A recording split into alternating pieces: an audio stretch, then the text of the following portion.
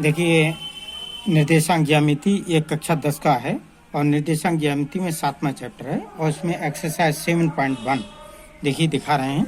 7.1 में पहले इंट्रोडक्शन सीखें ताकि वजह से इन क्वेश्चनों को आसानी से हल कर सकें। देखिए 7.1 में क्या इंट्रोडक्शन है कि सबसे पहले ये दो अक्ष मानते हैं एक तल पर, ये एक्स अक्ष होता है और ये वाई अक्ष होता है। इंग्लिश में एक्स एक्सिस और ये वाई एक्सिस, जो बीचों बीच में कट हो रहे हैं ये ओ, ये मूल बिंदु होता है जिसके निर्देशांक 0,0 होते हैं। तो ये जो है समकोण पर होते हैं, से ये लाइन और ये लाइन लंबवत होती हैं। तो इस तरीके से 4 चतुर्थांशों में बढ़ जाता है।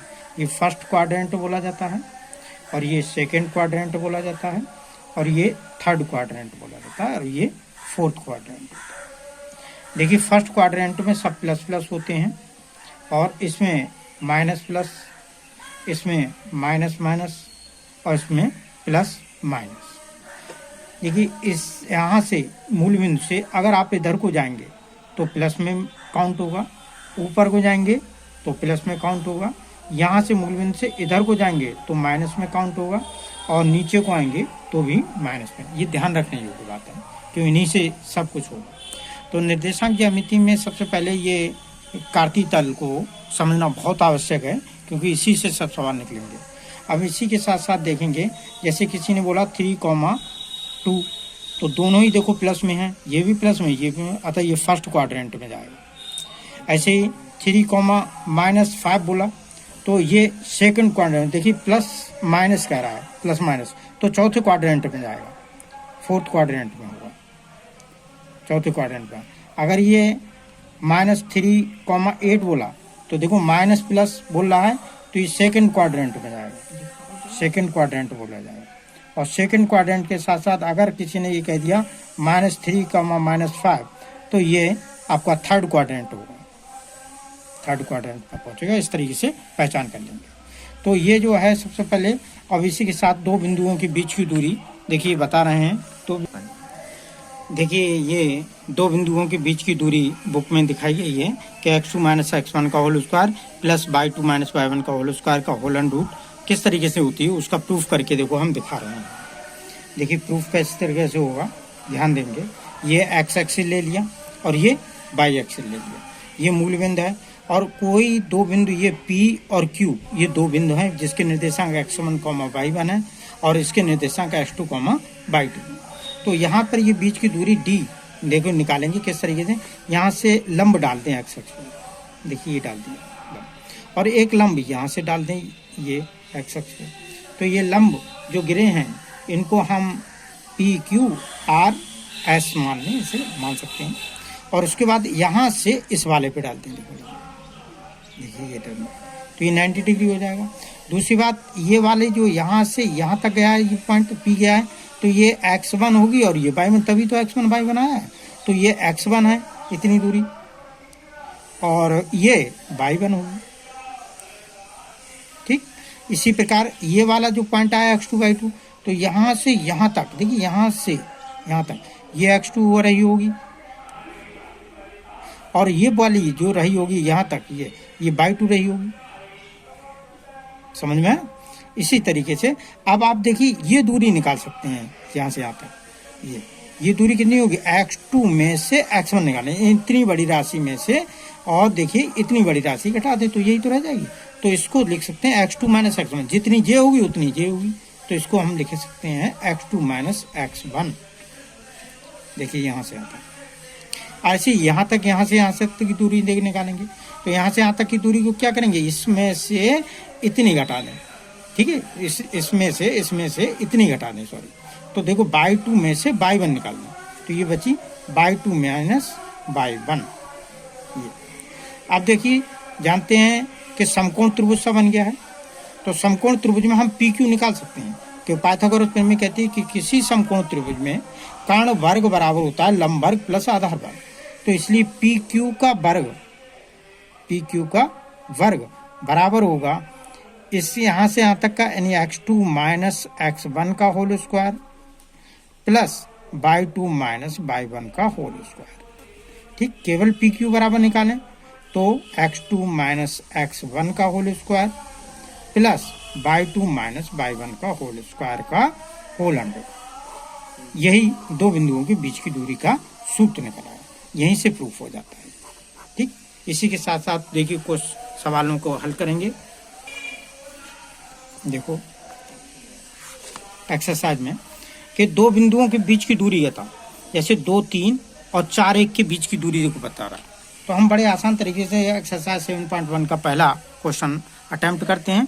2, 3 और ये 4, 1 इनके बीच की दूरी, तो ये x1 y1 लेट कर लेंगे और ये x2 y2 कर लेंगे। d बराबर क्या पढ़ा आपने, x2 माइनस x1 का whole square plus y2 minus y1 का होल स्क्वायर का होल अंडर, ऐसे लगा दीजिए। सेम ऐसे ही करना है एग्जाम में। तो देखेंगे x2 यानी 4 माइनस 2 का होल स्क्वायर प्लस 1 माइनस 3 का होल स्क्वायर का होल अंडर। 4 में से देखो 2 गया, 2 का स्क्वायर हो गया और प्लस 1 माइनस 3 तो माइनस 2 का स्क्वायर हो गया। देखिए 2 दूनी कितने होते हैं 4, माइनस 2 का वर्ग करें वो भी 4 हुआ, 4 और 4 हो गया बेटा 8, 8 का अंडर लिख सकते हैं 4 दूनी 8, तो 4 का वर्गमूल आ जाता है 2 और अंडर 2, यही मात्रा निकला है। देखिए इसी एक्सरसाइज का 7.1 का ये 7वां क्वेश्चन बहुत इंपॉर्टेंट है, पेपर में कई बार आता रहा है और जहाँ तक आने की पूरी उम्मीद है। देखिए एक्स अक्ष पर वह बिंदु ज्ञात कीजिए जो 2, -5 और -2, 9 से समदूरस्थ है। समदूरस्थ मीन्स इक्विडिस्टेंट, यानी बराबर बराबर दूरी पर है। तो एक्स अक्ष पे जो भी पॉइंट होता है उसमें जो कोटि होती है वो 0 होती है, इसलिए उसके निर्देशांक जो एक्स अक्ष पे होंगे वो x, 0 मान लेंगे आप, कि मान लेंगे माना वह अभीष्ट बिंदु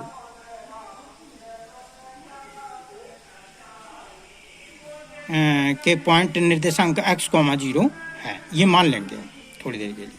देखिए अब x, 0 से ही आप ऐसे करके यहाँ से ये x, 0 मान लो उसके पॉइंट p के निर्देशांक, और ये a मान लीजिए और ये थोड़ी देर के लिए b मान लो। a के निर्देशांक ये वाले हैं मान लो और b के ये हैं, तो a के देखो कितने हुए 2, -5 और b के हुए -2, 9।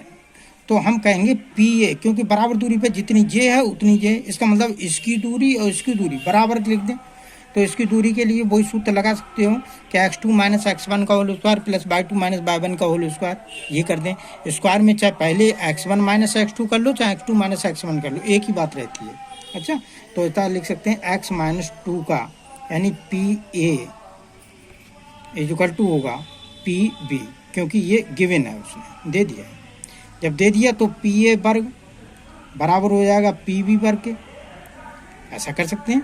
तो पी ए वर्ग यानी जो वर्गमूल का है वो सिस्टम खत्म हो जाएगा, अतः x -2 का होल स्क्वायर, देखिए बड़ा आसान तरीके, और 0 माइनस से घटाने वाला और ये तो 0 + 5 लिख सकते हो का होल स्क्वायर बराबर हो जाएगा। यहाँ से देखिए x + 2 का होल स्क्वायर, ध्यान देते रहेंगे, देखिए इसमें से इसे घटाने का और ये तो प्लस हो जाएगा, और प्लस 0 - 9 यानी -9 का होल स्क्वायर डायरेक्ट कर दिया। अच्छा, आगे देखेंगे x -2 का होल स्क्वायर प्लस 25 हो जाएगा यहाँ, ये x + 2 का होल स्क्वायर और ये हो जाएगा 9 नेम 81।